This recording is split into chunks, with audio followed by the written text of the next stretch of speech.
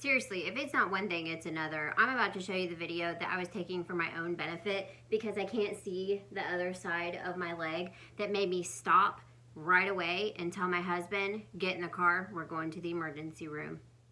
This is the hardest decision I've ever had to make, but maybe showing my journey will help others remember who they are. We are not defined by our circumstances. I know you have a bucket list, and so do I. So scared or not, let's take back control of our own destiny because we are worth it. I look like a wrecking ball for real, you guys, but for good reason. Okay, here's what happened. 2 days after my wound vac comes off, which is exactly 1 week after my surgery that I'll post right up here, I fall. I completely fall. I go to step on a leg that I no longer have, and I blow out the end of it. And when I talk about blow out the end of it, I blow out the end of it. What happens, I'm coming out of the bathroom at 2 a.m. on my new scooter. It catches on something suddenly on the floor.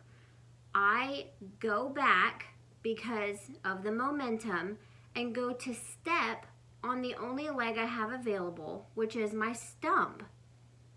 Naturally, nothing is there, so I fall to the floor on top of my leg.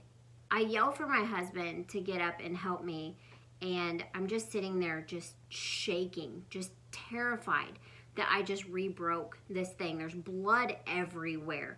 There is blood. I'm cupping it in my hands, trying to keep it from going all over the carpet. By the time we actually stand me up, there was blood all under where I was sitting. I had literally, like a ketchup bottle, sat on my leg and it blew out the end. We get me all cleaned up, find out where the blood is coming from, and it's about a 1-inch gash in my incision line. I still have stitches in, so everything is being held together. We clean up all the blood, we rewrap my leg, make sure it's bandaged and cared for properly. But here's the problem with me personally. Whenever I get hurt, it takes hours for me to know if I'm actually hurt, because my body floods with adrenaline and makes it possible for me to do stupid things whenever I break bones. One time I shattered my kneecap because I got hit by a car, true story, and I walked half a mile pushing my bike that I got hit on a shattered kneecap to a phone because I was in 6th grade and we didn't have cell phones back then, but I walked because of the adrenaline. Once I finally calmed down enough, I felt the pain. Whenever I initially broke my foot on my motorcycle accident 10 years ago, my foot never hurt. It never hurt. It was uncomfortable, and for some reason we couldn't get my shoe off of my foot to see if something was wrong because it felt weird, but not necessarily pain. Not until I get to the hospital and they're like, your foot is broken, did I actually start to understand something is wrong, and then I finally felt the pain. But it was hours later. So I stay awake a couple of hours in bed, praying, hoping, doing every kind of ancient remedy rain dance I can think of to make sure that my leg is okay. Right here is a great place to jump in and say thank you to the ones who left me such kind, encouraging comments on my last video. I want to say a very special thank you to Elle, Sharon Roke, Karen Hunter, Kimberly Fox, Ivy Flavius, Susan Frost, Bella Oscar, Timothy Deadman, Nicholas Lidstrom, Mikey Bob W, and Votech 1972. I hope you see this because I really appreciate your kind words and your support. One of the things we were concerned about when I fell was my open wound coming in contact with the carpet that has not been disinfected. So fast forward a couple days and I get a rash. This starts to freak me out a little bit because that's a sign that something is not right. And of course, you know, worst case scenario is MRSA or Staph of any kind and bacteria starting to grow and making something far more worse than it ever should be, infecting the bone, and then on and on and on. I'm taking a video of my leg to look at the other side where I can't see, and I see this.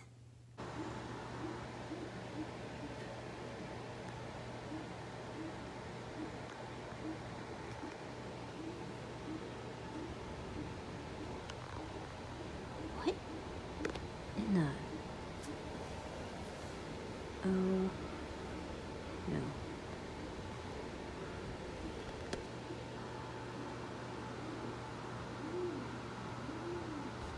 Babe, come here, please. Immediately I panic, thinking this is a boil, this is a blister, this is an infection. We're going to the emergency room right now. I don't care what anybody looks like. Put me in the car. We're going right now. When I get there, I'm scared to death. They unwrap my leg, and she says, I don't see what you're talking about. And I'm like, what are you talking about? It's the only boil on my leg that's infected with a white dot in it. And she's like, no, I don't see anything like that. And so I showed her the picture, and I tried my very best trying to look at my leg to see if I can see it on the other side. And sure enough, it wasn't there. It had completely dried up. She said, I don't know what happened between your house and here, but there's nothing wrong. You have a rash, yes. We think it might be contact dermatitis from the plastic that was put on your leg, or possibly the wipe that he used. If you remember in this video, he used a wipe to remove that wound vac. It's a anti-sticky residue thing that's supposed to help it come off easier. She said that may have irritated your skin, or you could have been allergic or something like that, causing a rash. She said you absolutely did the right thing by coming in, but you don't have anything to culture. You don't have anything to look at. The doctor came in and said, everything looks healthy. It looks really good. Your incision has stopped bleeding. You're closed up. Go home, heal. I'm going to give you another antibiotic of clindamycin to take home just in case you need it. Just in case more come up, you start to get feverish. Things to look for would be the rash spreading, redness spreading, getting wider, not whiter. Until that happens, put it up, be very careful. No more walking on legs that aren't there. Which, you know, I didn't really need the ER to tell me that, but whatever. So, all this happened a couple of days ago. I feel like I'm fine, aside from my pride. I felt really stupid for trying to step out on a leg that isn't there, but something that I have seen in my amputee groups is a lot of people do this. We're so used to being able to use two legs. It's a natural thing to, especially in the middle of the night, just really lose your bearings or forget for whatever reason. It was one of the things that I was scared of with sleepwalking. Am I just going to get up and start walking without a leg and fall on my face, or worse, my leg? And it happened. Now that it's behind me, I feel like I can breathe a little bit. It was very humbling. It was very scary. But as of right now, I am back on track and ready for my prosthetic in 2 weeks. So thank you guys so much for tuning in. I really appreciate all of your support.